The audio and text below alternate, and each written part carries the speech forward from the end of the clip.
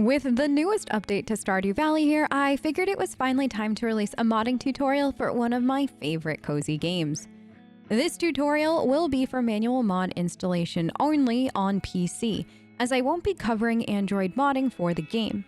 You can also mod Stardew Valley for the Steam Deck, Mac, and Linux systems. However, I've personally never modded it in those systems, but from what I understand, this process should work very similarly, if not 100% the same for them. Let's start with the how-to and work our way over to a few tips and tricks at the end.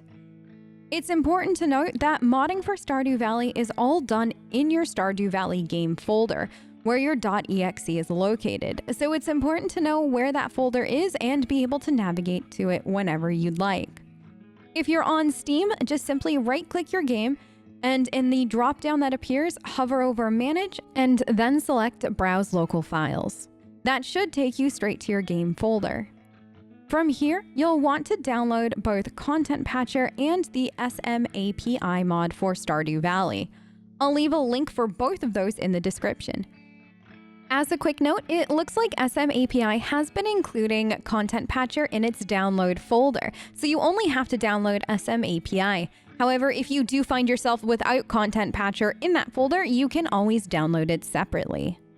First, you'll want to start with SMAPI. To install that, simply unpack the file and have the contents ready to use.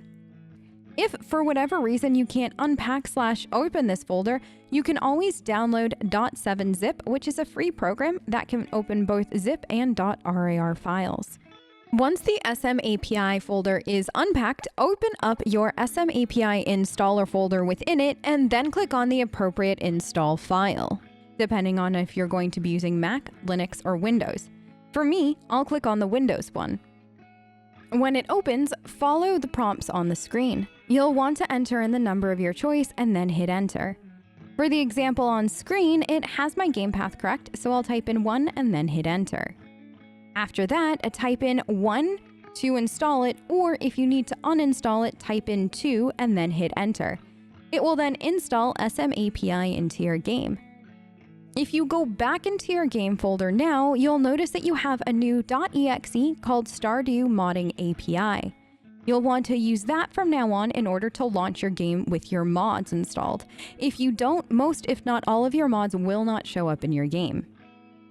It's very important to note, however, if you want to keep something like achievements on Steam, your playtime being tracked on GOG, or have the Xbox app on PC work properly with mods, you might have a few extra steps to follow.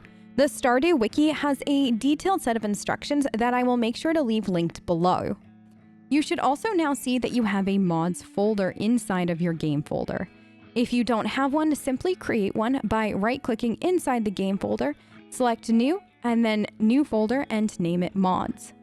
Great news is the hardest part is over. From here, you'll want to open up the Content Patcher file you downloaded earlier and simply drag and drop the folder that's inside of it into your mods folder. And with that, you've also just officially installed your first mod. Most mods will require Content Patcher, so it is the perfect first mod to install. However, as a note, you don't actually place anything else inside of the Content Patcher folder. It just stays the way that it is forever. Now, I'd highly suggest installing a mod that's easy to see a proof of it all working as your next mod. A great tester one is something like an interface mod, as you can see that from pretty much the moment you start to load in.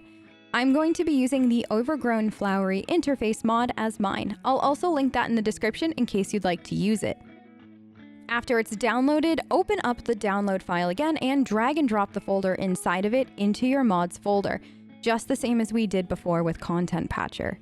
Now load into your game using the SMAPI exe, and you should first see an SMAPI window pop up, and then the game will launch after. If you see the interface change on the screen once you have the option for a new game, to load a previous game, etc., congratulations, it all worked and you're ready to mod your game. To uninstall any mod from Stardew Valley, simply delete it from your mods folder. If you want to uninstall everything, including SMAPI, you'll need to delete all of your mods and then use the SMAPI program that you used to install it, and instead select the uninstall option. Before I leave you to download all of the amazing mods available for Stardew Valley, Let me walk you through a few important tips. First, and most commonly asked about, is load order. Load order will matter if you download similar mods and you want to have a very specific order for which they go into the game. So for instance, one will overwrite the other or take priority over the other. The game will actually sort your load order based on the order of the folders that are inside of your mod folder. So if you want, for instance, something to overwrite every other mod that you have, you just need to make sure it's at the bottom of the list. The easiest way to do that is to add a Z to the start of the mod folder name. Now that mod should be at the bottom and take priority over all the others.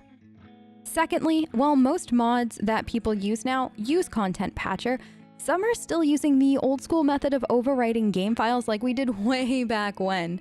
If you do decide to use one of these mods, please back up whatever file it will be overwriting so you can easily go back to the original file if you want to.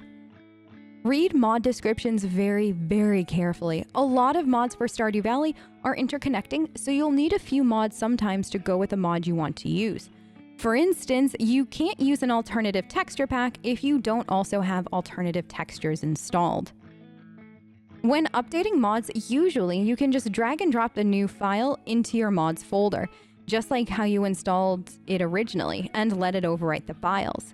However, there are some cases when mod authors will mention specifically that you need to delete the folder and install it from scratch. That doesn't hurt your game at all. However, it might reset your config file, so it's something to be aware of. And to update SMAPI, you can just simply redo the steps we did to install it originally. Speaking of config files, a lot of mods come with a lot of options that you can customize. Because of that, I would highly suggest getting the generic mod config menu, as it does allow you to either on the main screen of the game or within your game itself, change the configuration of a mod without needing to leave the game or use Notepad++ to edit it.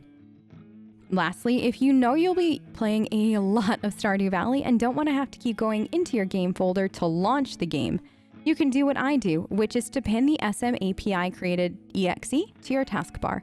To do that, just right-click the exe, hit pin to taskbar, and now it's easily accessible for whenever you'd like to play.